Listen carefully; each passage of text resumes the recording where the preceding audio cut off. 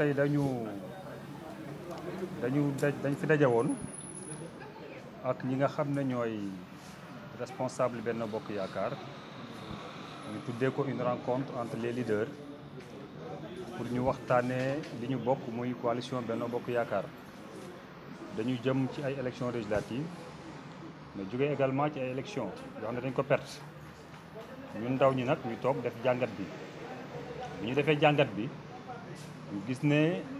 am na pàcc bu ci am solo li tax ñàkk élection yi li tax ñu ñàkk élection yi mooy xàjjaloo gi nga xam ne am na ci njabootu Benno Bokk Yaakaar bi ñu ko nemmeekoo nag ñu ne foog ñu def saafara ci loolu si la ñu jóg ñun ndaw yëpp ñu daje di waxtaan di sottante xalaat daal dina nag pour loolu faju foog ñu seeti suñuy kilifa mooy ñi nga xam ne ñoo fi jiite ay parti politique di ay alliés ak ñi nga xam ne ay responsable lañ ay kilifa lañ ci biir APR si la ñu sol suñu dàll dem seeti ñëpp benn par benn waxtaan ak ñoom ñu wax ñu lu leen neex mais wax ñu également li leen naqari ñu tenir ci compte loolu nag moo waral ndaje bi ci li leen naqari bokk na ci ni coalition bi daan doxee moom dootu ko doxee maanaam du benn nit rek mooy nekk buum di buum bi waaye dafay nekk li ñuy wax une vraie coordination collégiale mu am une conférence des leaders boo xam ne leaders yi dañuy daje di waxtaan di nas di nocci su ko defee réeroo du am mais ñun ndaw ñi également boobu benn pàcc la si ñuy xeex am na beneen yeneen ñaari pàcc benn bi mooy ñi ngi jëm ci ay inondation sa di yoon yoruñu maire yi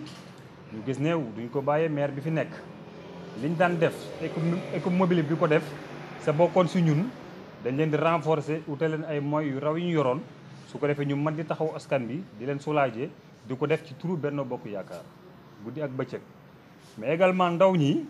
dañoo bëgg ñu gis seen bopp nag ci nguuru président Macky Sall parce que ñoom dañoo sonn dañuy daw guddi di daw bëccëg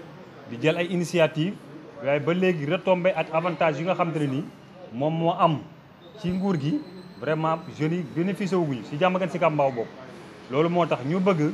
président Macky Sall bu jógee ci ndaje bi mu gestu nag ndaw yi jox leen seen gëdd jox leen seen dayoo pour que loolu nga xam ne ñu ngi koy xeex vraiment ñu mën ko am loolu daal moo sabab ndaje bi alhamdulilah nag sant nañ ci yàlla bi nga xam te ne leaderu parti yëpp ñëw nañu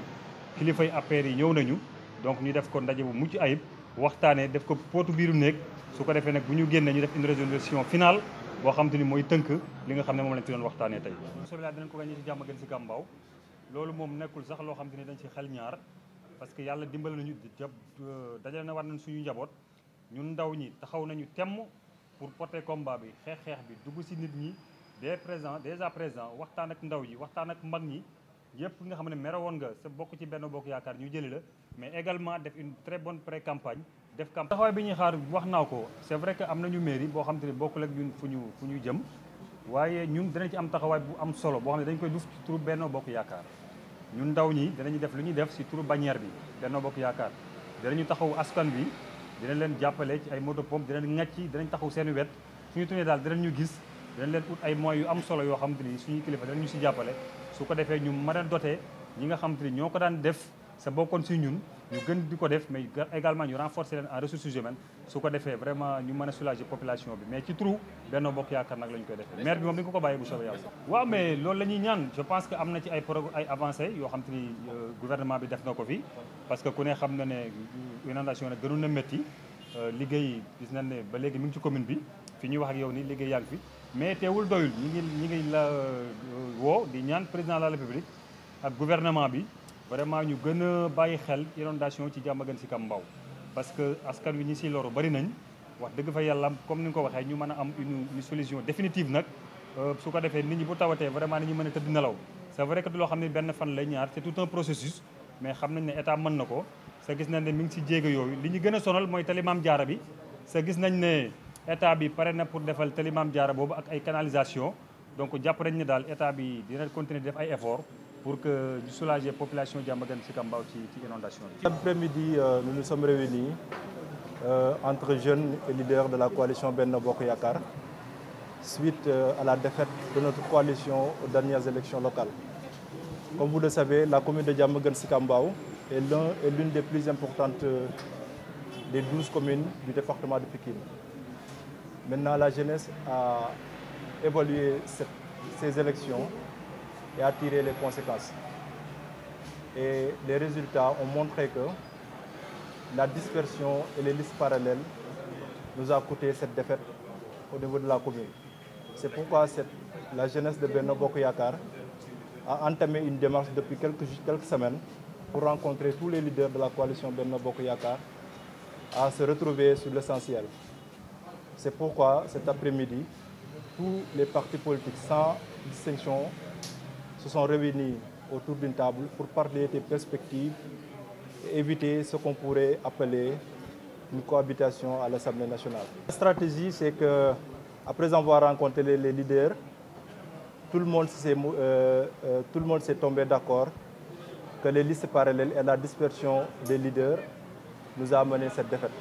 Et que ces leaders ont tombé d'accord que nous devrions nous retrouver autour de l'essentiel, travailler ensemble en perspective des élections législatives qui se pointent à l'horizon. Et je veux dire également, dans ces perspectives, ils ont tous évalué également la coordination de Benno Bokk Yakaar depuis l'avènement de la coalition. C'était une coordination qui ne marchait pas comme il le fallait. C'était un leader et ses coquins qui, à travers les moyens qu'on les donnait, n'associaient pas les alliés, les autres partis alliés. Et cela, nous, la jeunesse de Benno Bokk Yakaar, nous disons stop et que ça sera une démarche inclusive et participative au nom du parti locomotive de Benno Bokk Yakaar, mais des partis aussi importants, les partis alliés de la coalition Benno Bokk Yakaar. Le deuxième point important de cette rencontre, c'est que les inondations se pointent à l'horizon et que nous, jeunesse de Benno Bokk Yakaar, allons jouer un rôle capital pour être aux côtés des populations, leur apporter notre soutien. Parce que parmi nous, il y en a des gens qui faisaient partie de l'équipe sortante de la municipalité. C'était eux, l'équipe de veille par rapport aux inondations. Nous nous sommes dit qu'on ne va pas rester les bras croisés. On va aller chercher les moyens. Et ça, nous lançons un appel au président de la République, aux responsables au niveau départemental, pour qu'ils puissent nous apporter les moyens nécessaires pour que lors des inondations, pour apporter des solutions conjoncturelles par rapport à la population, à savoir les pompages et autres.